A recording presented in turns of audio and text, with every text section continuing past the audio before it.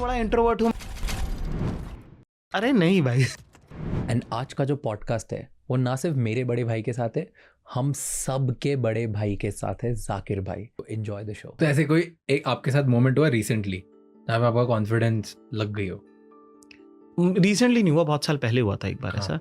मैं 2017-18 में शायद मामी फेस्टिवल की एक पार्टी थी और मैं पहली बार, तब मैं यूजुअली बहुत ज़्यादा अपना काम ही नहीं पड़ता यार कि इतना इनके इसकी पार्टी में जाओ, उसकी इस तरह का अपना काम ही नहीं है भाई साहब। तो मैं मामी पहली बार जियो करा रहा था। तो अंटिला जो अंबानी साहब का जो घर है उसके बेसमेंट में, वो बेसमेंट नहीं मतलब वहीं पे ही उसका वो था जो भी। तो हमको कोई जिनके साथ हम काम कर रहे थे, रसिका त्यागी नाम है उनका, जो प्रोड्यूसर होती थी चाचा विधायक पे।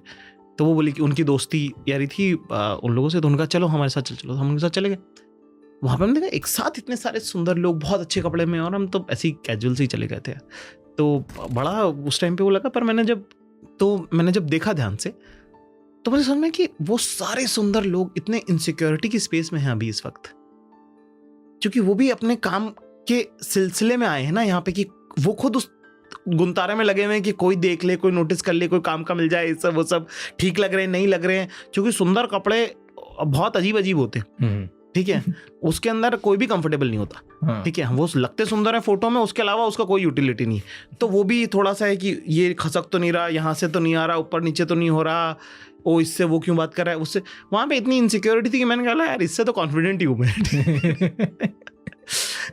मुझे लगा था मैं इनसिक्योर फील कर रहा हूँ, वो तो 10x वहाँ का एनर्जी 10x था।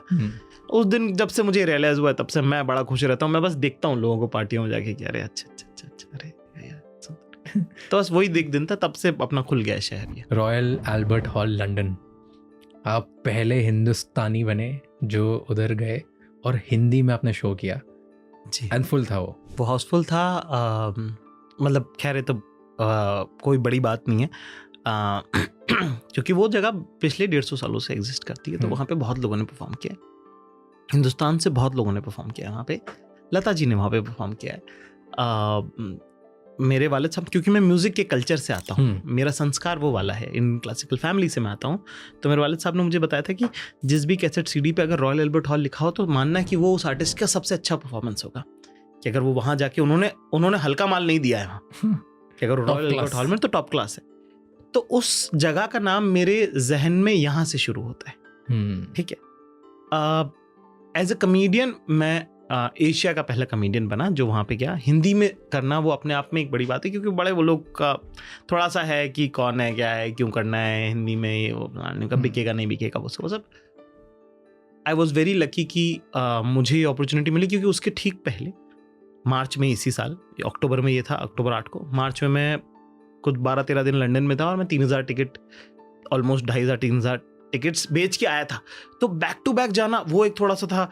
फिर मुझे लगा कि क्या पता दोबारा मौका मिलेगा कि नहीं मिलेगा। फिर इंडिया का मैच भी था उस दिन, ऑस्ट्रेलिया के साथ वर्ल्ड कप का पहला, ठीक है। तो वो भी अनाउंस हो गया था। फिर मुझे लगा करना है नहीं करना है, कर सकते हैं नहीं कर सकते। फिर मुझे लगा कि यार नाम ऐसी चीज़ है ना साहब, ऊपर वाले ने आपको दिया है, ठीक है ना, आपका तो कुछ किया हुआ नहीं था, आपने वीडियो अपलोड किया और वो चल गया, ये इतना ही है इसमें, ठीक है ना। आप नहीं चलता तो दोबारा और अपलोड करते, है ना, वो भी नहीं चलते, करते ही रहते, अभी भी करते हैं, है ना, अभी भी कर ही रहे हैं, काम तो आप कर ही रहे हो। जब तक ये है तब तक जितना हो सकता है उतना करने की कोशिश करूंगा मैं। मेरे भाई मुझसे पूछते कि अरे भाई आप इतना क्यों काम कर रहे हो फलान ढिमका। मैंने कहा कि साहब ऊपर वाले ने मुझे ये मकबूलियत देके मुझे अगर 100 रुपये दिए तो जब ये जाए तो मैं उसे 1000 रुपये करके वापस करूँ उन्हें, ठीक है।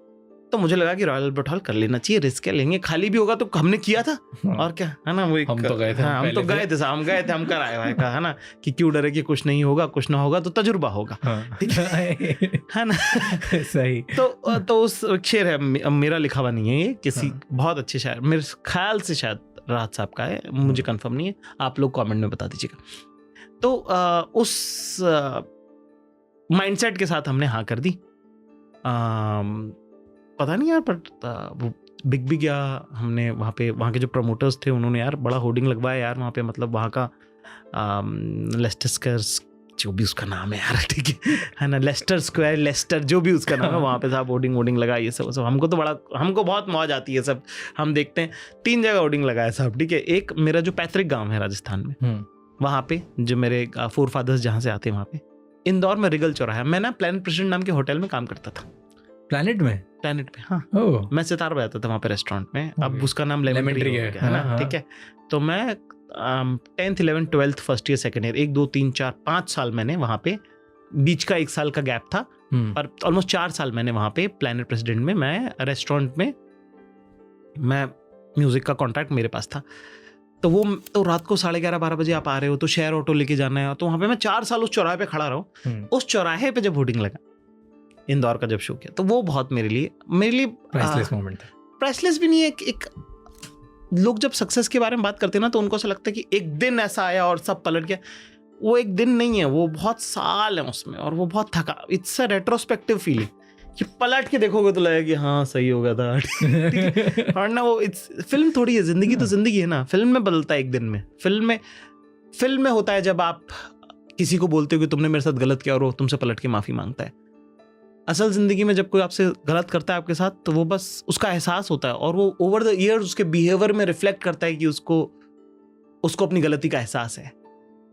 पर उस वक्त तो नहीं हो पाता ना। ऐसी सक्सेस का भी उस वक्त का भी फील नहीं होगा आपको बाद में लगेगा कि हाँ यार ये है, ये है, ये।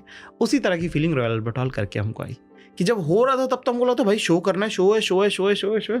तो मैं सबको मजाक में ही कहता हूँ कि रॉयल अल्बर्ट हॉल करना, दोस्तों के साथ कोई गलती से क्राइम कर देते हो ना आप, वो वैसा था कि उसकी सीवियरिटी आपको सिर्फ बाद में है कि भाई अच्छा याद है। हाँ, गाड़ी ठुक गई भाई, टूट गई है, इंश्योरेंस नहीं मिल रहा है, अच्छा नुकसान हो गया दुकान वाले का, उसको पैसे देने हैं।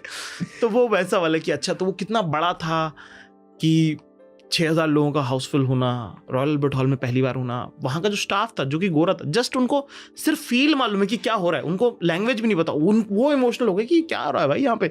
20 मिनट का स्टैंडिंग ओवेशन। फिर हमने जब खत्म किया तो वहाँ से like one of the officers at Royal Albert Hall, he came back and he was like, he just wanted to tell you that you're the first Asian comedian to perform at Royal Albert Hall. And वो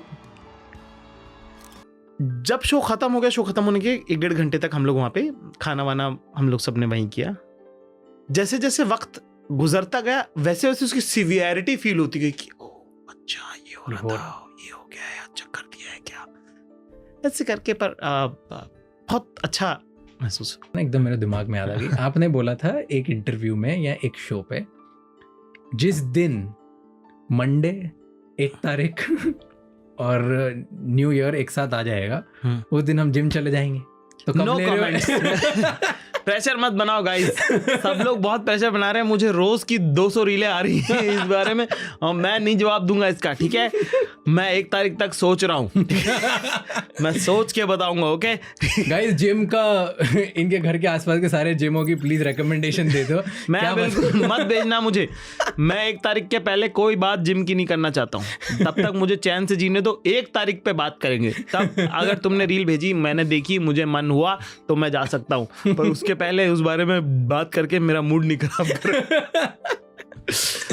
सही। But आपने first time ना एक बात बोली थी apart from fun कि मैं I am the most anti social media person. Yes. क्या मीनिंग है इसका बताओ मुझे सब लोगों के सामने। कि मैं क्रिकेट खेलता हूँ, ये तुमको मैंने बताया तो तुमको पता है? हाँ, नहीं पता था मुझे, लगता भी नहीं था, सोचा भी नहीं था कि क्रिकेट के फैन हो गए, खेलते हो गए, कोई मेरे को नहीं पता। ठीक है, क्रिकेट के फैन तो भी इंटरव्यूज में पता चला, और खेलते हो के नहीं पता था। तुमको पता, मेरे घर पे हर हफ्ते में कम से कम 2 बार जगराते होते हैं, रात भर की महफिलें होती हैं, ठीक है ना। और हिंदुस्तान के सबसे बेहतरीन, खूबसूरत, अपने काम के आला तरीन लोग मौजूद होते हैं। क्या किसी को पता है वो बात? क्या मालूम है? वो मेरी तैयारी का वक्त क्या है, बताओ थोड़ा। जगराता तो वैसे तो साहब माता की चौकी जगराता वो लगता है, तो उसका एक कहने का तरीका है बस। वो जगराता है कि हमारे घर पे साहब ये कहावत है कि साहब हमारे घर का नाम बैंड्रा हॉस्टल है। बैंड्रा हॉस्टल? हाँ, बैंड्रा हॉस्टल है हमारे घर का नाम। और हॉस्टल का कैसा रूल है, हॉस्टल में तो रात को भी सोता नहीं, ठीक है, और खाना और बिस्तर आपको मिलेगा कभी भी, ठीक है ना। और हॉस्टलर्स हैं लोग, बहुत सारे लोग हैं जो हॉस्टलर्स हैं, ठीक है। तो हमारे घर पे साहब ऐसा है कि आप आ जाइए, और हम भी किसी को नहीं रोकते कि आप जाइए, हम भी किसी को नहीं बोलते कि रुकिए। पर आप देखोगे कि आप आओगे 10:30-11 बजे के आसपास, और 1-1.5 घंटे आप हमसे बात करोगे, कहानी किससे, ये सब, एक बार ऐसा होता वैसा होता, ये सब वो सब वो सब वो सब, और आप बोलोगे चलो ठीक है मैं निकलता हूँ, और आप देखोगे कि सुबह 6:30 बज रहा होगा। ये जगराता। ओके। तो ये है। तो हम जिन लोगों से मिलते हैं, जिनसे जो हमारे घर आते जाते